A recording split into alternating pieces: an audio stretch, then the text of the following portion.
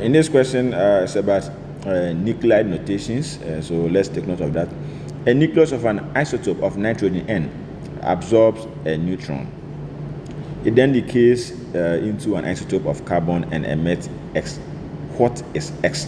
So first of all, this is a neutron, because if you look at the nuclear notation, the number down, the subscript here, is supposed to be the proton number, which is the number of protons, and the superscript, which is the one here, is the mass number, which is the number of protons and neutrons. So for a neutron, obviously it doesn't have a proton, so the mass number is 1, which is the combination of the proton and neutron. So since it doesn't have a proton, the proton number is 0, and since it has only neutron, the mass number will be 1.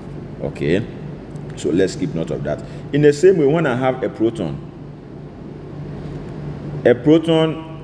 will have 1 here, and also the mass number will be 1, because what is here is the number of protons, so that should be 1, and the superscript here is the number of protons and neutrons. So if it has only proton and doesn't have neutron, then it means the mass number must also be 1. So when we balance this equation, you can see on my superscript here will be 15. If I'm trying to balance, I'll get here to be 15. So let me call this any symbol. So let me call it Y. So if the top one is 15, the down one I'm getting 7.